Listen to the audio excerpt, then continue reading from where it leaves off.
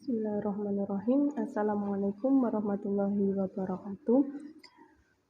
Pada pertemuan kali ini kita akan memasuki materi SKI bab 2 tentang perjuangan Nabi Muhammad melakukan perubahan. Pada pertemuan kali ini kita akan membahas mengenai perekonomian masyarakat Madinah sebelum dan sesudah masuknya Islam. Materi yang pertama, kondisi ekonomi masyarakat Madinah sebelum masuknya Islam. Pada dasarnya, perekonomian masyarakat di Madinah itu sebagian besar adalah perkebunan, yakni perkebunan sawit dan anggur. Kota Yathrib merupakan salah satu kota terbesar di Provinsi Hijaz. Kota Yathrib dikenal sebagai kota yang strategis karena letaknya berada di jalur perdagangan yang berhubungan dengan kota Yaman di selatan dan Syria di utara. Selain itu, kota Yathrib merupakan daerah yang subur. Sebagian besar kehidupan masyarakatnya hidup dari bercocok tanam. Yathrib merupakan kota yang makmur dan subur dengan pertaniannya. Inilah yang membuat Yathrib berbeda dengan kota Makkah di kondisi alam dan watak penduduknya. Air yang tersedia di kota Yathrib mencukupi untuk kebutuhan pertanian. Di kota Yathrib terdapat daerah persawahan dan perkebunan yang dikelola dengan baik, sehingga persawahan dan perkebunan ini bisa menjadi sandaran hidup penduduk setempat. Penghasilan terbesarnya adalah kurma dan anggur. Kurma merupakan hasil alam yang memberikan manfaat banyak bagi kehidupan mereka. Di antaranya sebagai makanan, alat bangunan, makanan hewan, bahkan sebagai mata uang atau sebagai alat tukar menukar ketika keadaan mendesak. Kurma Madinah juga banyak macamnya. Di kota Yathrib atau Madinah terdapat beberapa pabrik yang sebagian besar dikelola oleh orang-orang Yahudi, yakni Bani Qainuqa adalah kabilah Yahudi yang terkenal dan terkaya di Madinah. Meski jumlah mereka tidak banyak, di Madinah terdapat banyak pasar yang terkenal pasar Bani Qainuqa. Di sana juga terdapat toko minyak wangi dan macam-macam jual beli lainnya yang sesuai dengan ajaran Islam maupun tidak. Selanjutnya mengenai langkah-langkah Nabi Muhammad membangun perekonomian masyarakat Madinah.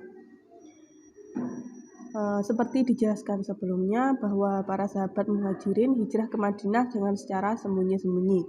Kemudian mereka datang ke Madinah tidak membawa harta benda. Oleh karenanya, Nabi Muhammad berupaya membangun perekonomian masyarakat Madinah dengan berbagai cara. Cara yang pertama, mempersaudarakan antara kaum Muhajirin dan Ansor. Persaudaraan ini berlandaskan dengan iman, bukan karena persaudaraan berlandaskan atas darah. Sehingga kaum Ansor dapat menjamin dan membantu saudaranya kaum Muhajirin dalam memenuhi kebutuhan hidupnya. Jadi langkah Nabi Muhammad yang pertama ini mempersaudarakan kaum Muhajirin dan Ansor agar antara kaum Muhajirin dan Ansor saling membantu. Kemudian yang kedua, menempatkan orang-orang fakir miskin yang tidak punya tempat tinggal di masjid. Mereka dikenal dengan ahlus sufah, yaitu orang-orang miskin atau sedang menuntut ilmu dan tinggal di halaman masjid. Yang ketiga, bekerja sama dengan kaum Ansor menciptakan lapangan pekerjaan bagi kaum Muhajirin. Kaum Muhajirin tidak mau menjadi beban bagi kaum Ansor, sehingga adanya lapangan kerja memberikan mereka untuk memperoleh nafkah dengan hasil keringat sendiri. Di sini berarti kaum Ansor menciptakan lapangan kerja untuk kaum Muhajirin. Kemudian yang keempat, Nabi Muhammad menganjurkan bagi kaum Muhajirin yang mempunyai pengalaman dagang dan modal sebagai pedagang. Anjuran ini sesuai dengan profesi kaum Muhajirin ketika mereka tinggal di Mekah, bagi kaum Muhajirin yang tidak mempunyai modal. Kemudian yang kelima, Nabi Muhammad menganjurkan mereka bekerja sebagai petani, karena di Madinah dikenal dengan tanah yang subur dan memiliki hasil pertanian yang bagus, terutama buah kurma dengan berbagai jenisnya. Seperti yang dijelaskan sebelumnya bahwa di Madinah itu banyak sektor pertanian dan perkebunan karena kondisi tanahnya yang bagus untuk pertanian, sehingga Nabi Muhammad menganjurkan kaum muhajirin untuk bekerja sebagai petani.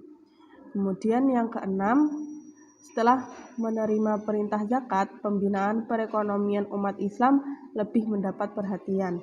Nabi Muhammad mengefektifkan zakat dan memperkuat jalinan antara pemberi zakat dan penerima zakat. Yang ketujuh, mengupayakan pembangunan pasar di Madinah.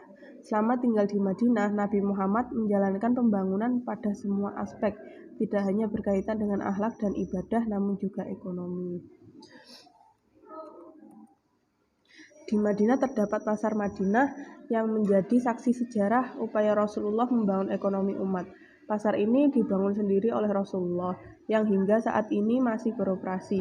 Untuk keperluan itu, Nabi memilih lokasi di sebelah barat Masjid Nabawi karena dinilai sebagai lokasi yang strategis. Kemudian Nabi memberikan garis-garis batas dengan kain.